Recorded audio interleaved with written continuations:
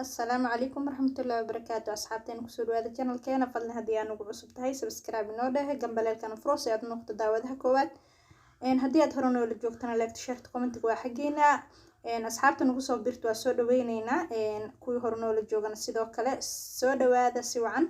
إن ماشيني ما أنتوا راح نكهد الدونا إن شاء الله تعالى وحلو يقانو بوليسيستيك أوفريان سيندروم كا إنه ينكو أكسن بوليسيستيك أوفريان سيندروم كوا waxaan sidaha oo ku dhaca burobiyood ka soo baxa waxaana keeni kara hormonal change ayaa keeni kara wuxuuna ku dhacaa inta badan dumarka xilliga dhalmada ku jira marka cunooyinka u wanaagsan ayaa halkaan u hadli doonaa fast waxaa kamid ah high fiber foodska cunooyinka fiberka ku badan yahay aad ay ugu wanaagsan tahay polycystic ovarian syndrome ka PCOS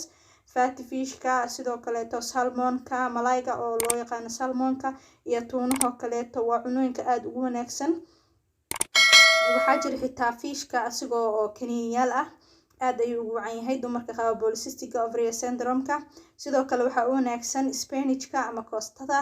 sidoo kale to gravy ka ayaa u wanaagsan broccoli ga ayaa u wanaagsan melon ayaa u wanaagsan sida qaraha oo kale to aad ay ugu wanaagsan yahay sidoo kale waxa aad iyo aad ugu wanaagsan babayga mar walba oo qaadanaysid maxay ahaatood dawada ama aad iska laga helo PCOS ka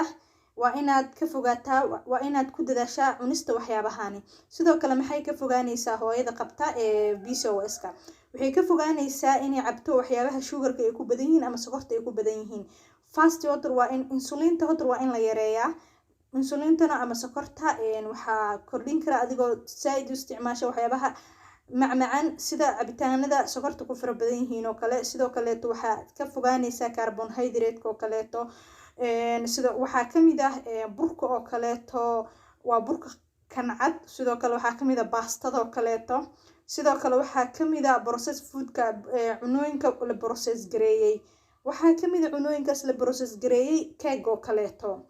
keega waa nuusoona waxyaabo macmacaan ayaa laga sameeyay waa inay ka fogaataa hooyada qabta PCOS ka ama burobiyoodka ugxansidayaasha sidoo kale waa inay ka fogaataa candiga ama nacnaca sweetened yogurtka sidoo kale yogurtka macaan waa inay ka fogaataa hooyada qabta burobiyoodka ugxansidayaasha marka intaas waxyaabaad aan soo sheegnay waxyaabaha kale aad u muhiimka ah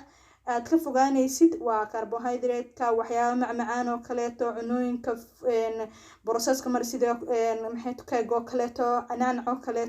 yogurtka midkiisa macaan oo kale intaas boo inaad ka fogaataa insha Allah ta'ala ilaahay caafimaadka hayo laakiin dadaalka waa lama huraan marka hooyo walba oo laga helo burobiyoodka waxaan sidayaasha waa inay waxyaabaha iska fogaataa sidoo kale waxyaabaha aan hore ku soo xusnayna waa inay ku dadaashaa